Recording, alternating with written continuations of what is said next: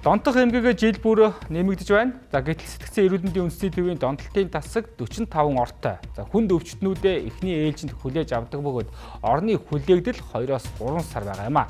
Иймээс донтох эмгэгтэй хүнийг эмчлэх сэргээн засах 2-3 төв байгуулах шаардлагатай байгааг албаныхан онцолж байна. Сэтгцэн эрүүл мэндийн үндэсний төвд сэтгцэн эрүүл мэндийн үйлчилгээний 50% нь төвлөрч байна. Мөн өвчтнүүдэд сайн дурын болон албатай эмчилгээний дараа очих газар байдаггүй, хуульд заасан зохицуулалтч байдаггүй байна.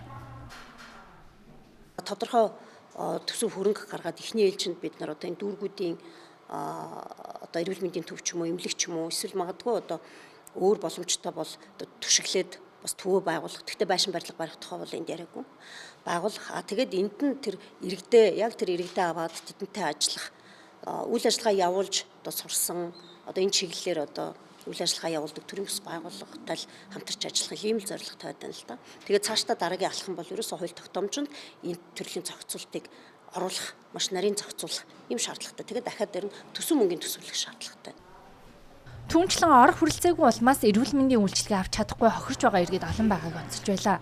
Иймээс аймагт үргэлжлэх сэтгцэн кабинетийг өргөжүүлэх, орны тоог нэмэгдүүлэх, сэргээн засах төв байгуулах хэрэгтэй байгаа юм а. Учир нь нийгэм хамт олон суурилсан сэргээн засах эмчилгээ нь өвчтнийг донтолтоос салахад хамгийн чухал нөлөөтэй байдаг байна. Ийм эмэгтэй хүмүүсийг 7-10 хоногт донтолтын цэцэг тэмцээд дэмжлүүлээд гарах нь өөрөө маш учир дутагдaltaй байж байгаа. Доорож 3-6 сар жил хэдэн жилээр энэ нийгмийн сэргээн засах тусламжийн үйлчилгээнд хамрагдчихж гол үр дүнтэй эмчилгээний арга болж идэг. Иймээс ч бид бол аймаг дүүргүүдэд сэтгцэн нийгмийн сэргээн засах энэ төвүүдийг байгуулвал илүү их үр дүнтэй болох юм а. Хүн бол тухайн иргэн маань өөрийн оршин суугаад байгаа аймаг дүүрэгтээ уг тусламж үйлчилгээг авах ийм шаардлагатайгаа.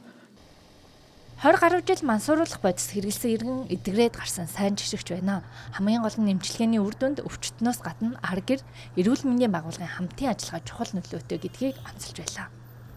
Эмчилгээний 80% нь өөрөөс нь шалтгаалсан гэсэн үг.